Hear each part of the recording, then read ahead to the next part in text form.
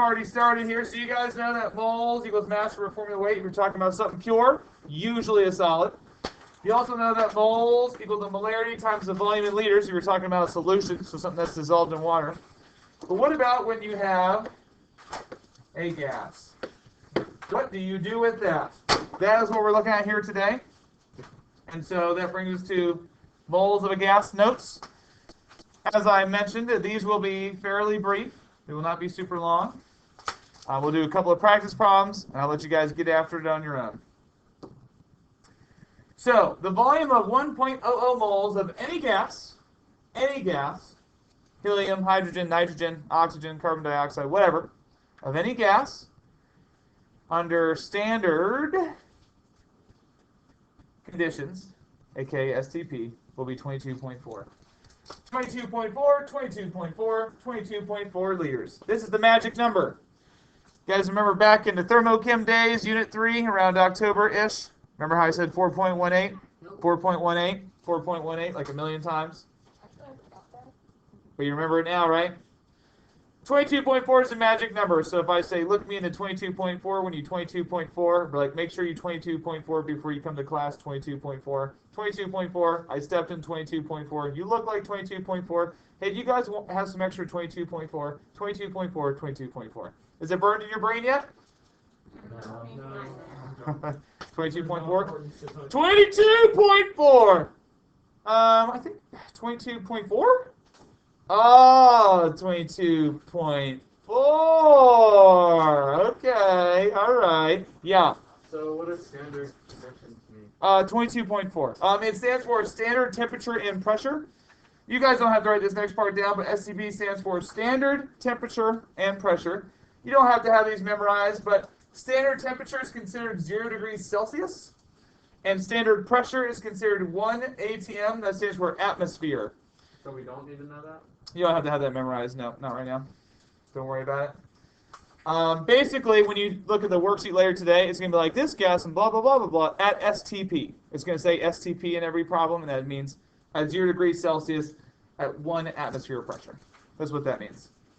Currently, you guys are experiencing about like 0.998 atmospheres of pressure, I think, something like that here in Ohio, a teeny bit above sea level.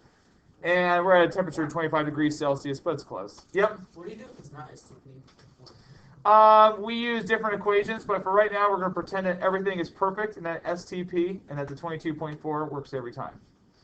But most of the time, even if you're not at STP, like if it's kind of close-ish, the 22.4 is good enough, if that kind of makes sense. That's a great question, though, and we will look a little bit more into that. But for right now, 22.4, send it to the bank. Okay. Now, let's take a look at this right here. Let's talk about parking spots. You can put your pencil down for a second. This is just an analogy. I'm going to go ahead and erase this part. I don't like that wording as much. Okay. All right. So some people ride a motorcycle to school. Which people, I don't know. I had a student last year, but there's like 2 motorcycles out there. And then some people drive like a Honda Civic or something. And you guys drive a Civic or an Accord. It's like the most standard car. Yeah, I mean, it's a TL, it's the same thing. Yeah. They're great cars, you know what I mean? But they're very typical. Some people drive a pickup truck, okay? Some people drive that. Or a minivan or whatever. So some vehicles are tiny. Some vehicles are like regular size, and some vehicles are kind of big. So maybe you're driving some helium, okay? Pretty small. That might be like your motorcycle. You might take up about that much of the parking space. Other folks have your typical Honda Civic or whatever. Maybe that would be like a nitrogen gas. It takes up like the exact size of the parking space. Or you could be that guy driving some SF6. That's the largest gas that we know of. And that's really like a pickup truck. And the butt of it kind of comes out like that. And it's super annoying to drive around in a crowded parking lot. But how many parking spots do each one of these take up? Well, they all take up 1, right? That's how parking spots work. In a similar way, no matter what gas you have, so you could have 1 mole of helium, you could have 1 mole of nitrogen gas, you could have 1 mole of SF6. No matter what, they all take up the exact same amount of space. That's 22.4 liters. The magic number. 22.4 liters of space. No matter what. No matter what. 1 mole of any gas at STP will take up 22.4 liters of space. Yes, sir? Okay, so then That doesn't make sense to me though. Because how do you go from you have 1 mole of everything, so it's the same amount of everything, right? Same number of molecules, yeah. Yeah. Mm-hmm. And it's the same volume, so the same amount, Mm-hmm. 20.4 liters. But how is it that helium takes up less space and whatever it is takes up the most space if it's the same amount of volume? Well, it's not all exactly the same. Here, let me clarify with the difference between the mass and the volume, and maybe that'll answer your question. I like that, though. So let's say we look at these 3 cubes, which if your name's Ricky, you draw these all the time. Your favorite thing. Same here. I love drawing cubes. This is like the only thing I can draw. So here's what helium would look like if you had a mole of it in that 22.4 liter cube. It would look like this. They're tiny little particles, and they're spread pretty far apart. Nitrogen might look more like this, where you have like those molecules. They're bigger, but they still take up the same amount of space. And SF6, it's going to be huge molecules, but they're still only going to take up the same amount of space. Just like that, yeah? Alright, that makes sense. Yeah. The only difference with these guys are going to be the mass. So helium, you look at the periodic table, its mass is 4 grams. Nitrogen, you get N2, that's going to be 28, and SF6 is 146. So these boxes, these gases, if you have 1 mole of them at STP, they will take up the same space. The mass will be different, okay, but they will take up the same amount of space. And that's just how gases behave at standard temperature and pressure. That's how that works. Mr. Pilcher, so exactly like how do we get the math on this? Like what exactly does this look like when we were talking about an equation? Well, if you look at the back of your periodic table and you look at the middle section on the far left-hand side where it talks about equations for moles. So you have moles of a pure substance, mass over formula weight, moles of a solution, molarity times volume. And here's a brand new one that you absolutely should write down on that periodic table. The moles of any gas at STP will be the volume in liters.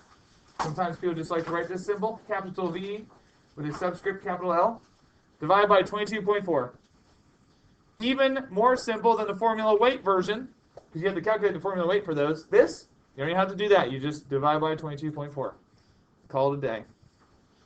Dinero en el banco, if you will. I got Money in the bank. Someone questioned me earlier today, like, wait, el banco, that can't be bank in Spanish. I'm like, it definitely is. Felt really good. I know my Spanish. Not really. Kind of. All right. So, Mr. Pilcher, how do we use that equation like in a practice problem? I'm glad you asked. Let's go ahead. That's it. We're done with the notes already. No more notes. We're going to do a couple of practice problems using Stoic problems number 4 from your packet.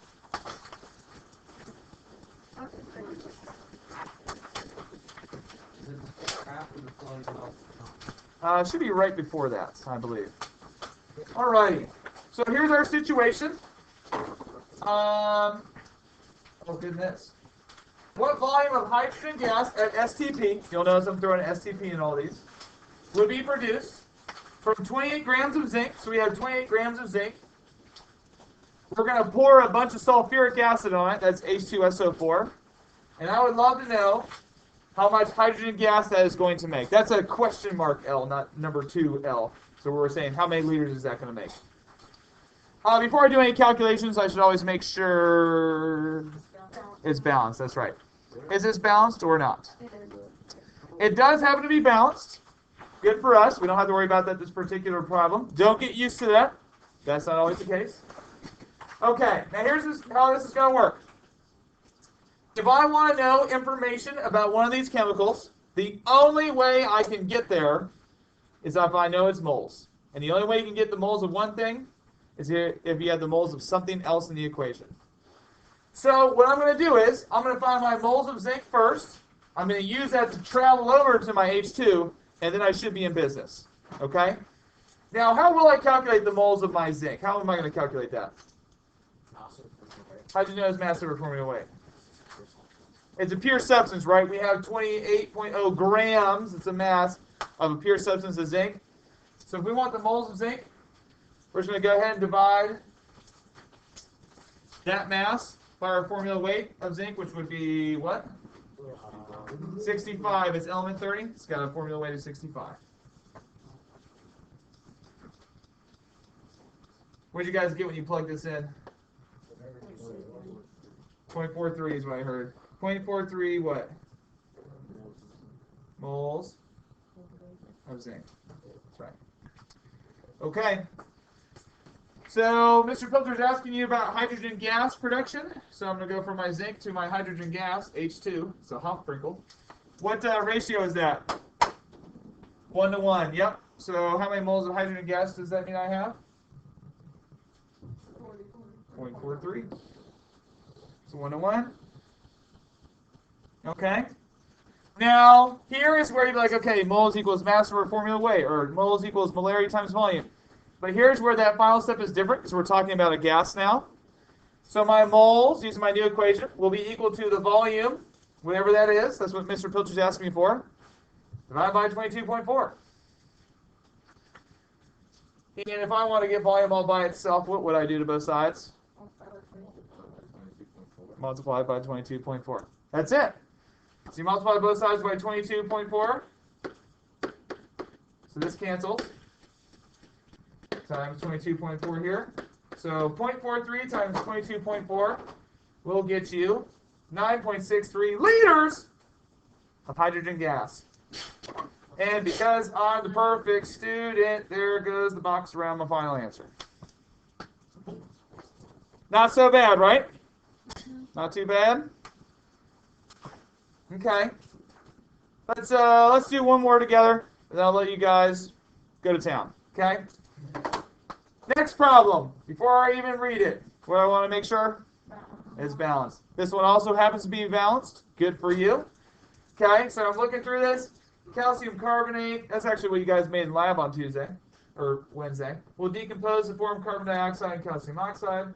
What volume of carbon dioxide gas? So I'm looking for a volume of a gas again. So the whole 22.4 equation that must be involved somewhere will be produced at STP if you have 152 grams of calcium carbonate to start. Okay. So I know my mass of calcium carbonate. I'm looking for my volume of CO2. So question mark liters, I don't know. And off we go. I want to calculate my moles of calcium carbonate. Let's see here. Ricky, what equation am I going to use for that one? How'd you know that? Yeah, it's a pure substance. There you go. So I got a $1.52 over. Calcium carbonate is my favorite formula weight to calculate. Anyone know why that is? It's exactly 100. Isn't that great? You don't even need your calculator to do 152 divided by 100. Just move that decimal. 1.52 moles of calcium carbonate. This next step I also am a pretty big fan of. So I'm starting with calcium carbonate. Mr. Pilcher's asking me about CO2. What kind of ratio is that? 1 to 1. Oh, nice. So if you want to get your calculator real quick, can you tell me how many moles of CO2 you must be working with? 16. 1.5. Something like that. 1.52. That's right. It's that 1 to 1 ratio. 22.4. So you haven't even had to use your calculator yet to get all the way there. You're 3/4 of the way done. Now, some people will be like, wait, Mr. Pilcher, how am I supposed to know if I'm solving for the volume like of a solution or gas? One thing that will maybe tip you off is if you try and set this equal to molarity times volume, you'll realize I don't know the volume or the molarity. So oh, that's because this is a solution. This is not a solution. And so even if you kind of make that mistake, if you're really meticulous with your units, you'll realize you're missing too many things. You'll make an adjustment. Well, the moles of CO2 will be equal to its volume divided by 22.4. If I multiply both sides by 22.4, 1.52 times 22.4 comes out to be 34.05 liters CO2. And box around. Final answer. Boom. Done. That's it. And that's all she wrote for moles of a gas node.